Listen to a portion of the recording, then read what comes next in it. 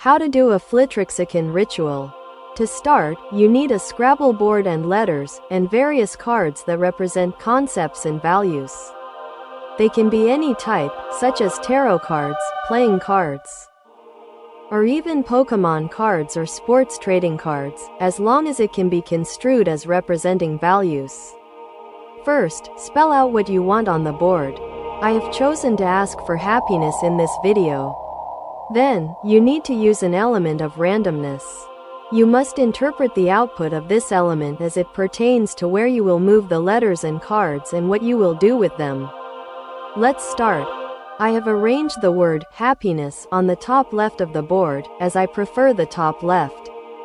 You'll see now just how freeform Flitrixican rituals are, as they require lots of creative interpretation of randomness in order to be done. You must do the first thing that comes to mind in terms of interpretation, as long as it has something to do with the result of the randomness you're interpreting. If not, quickly think of something else. Don't overthink it, though. Trust your intuition and try to notice what you feel called to do. My preferred way to do this is that the ritual is mostly done once the letters of the word have all been moved from their original spots. I have a die with letters on it and I will now roll the die.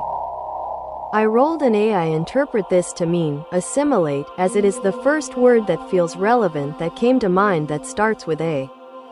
I quickly interpreted this word in such a way that I will now assemble cards onto the board, because the word assemble sounds similar to assimilate. This is convenient because my preferred way of doing Flitrixican rituals involves putting cards on the board in specific ways. So I will now draw a card from my mixed pile of cards. First, there is a 5 of clubs.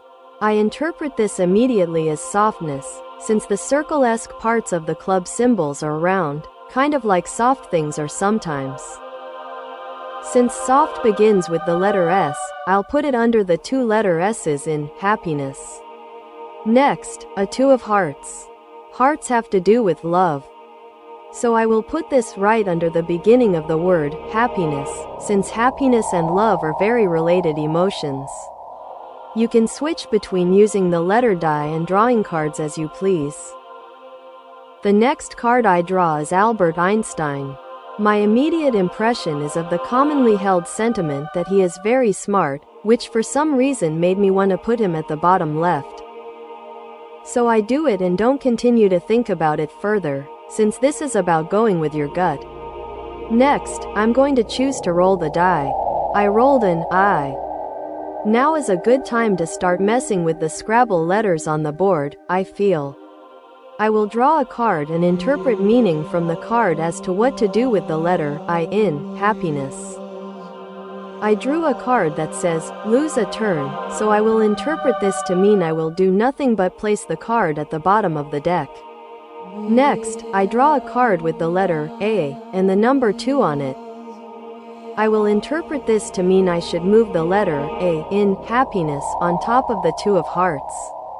I won't show it, but once you have the board full of cards, then I prefer to just keep rolling the letter die and interpreting it as things I should do, which involves symbolically placing cards in places and moving the Scrabble letters around until they're all in different spots than they were, and then move to the final part.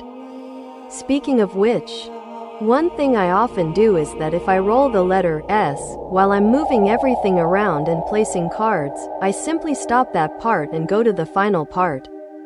For the final part, gently toss the board upwards to slightly disturb the position of everything on it, like this. Next, flip the whole thing harder. And that's it. The goal is to put things in a specific ordered state that comes about through calculated randomness. I didn't show it in this video because I didn't have time.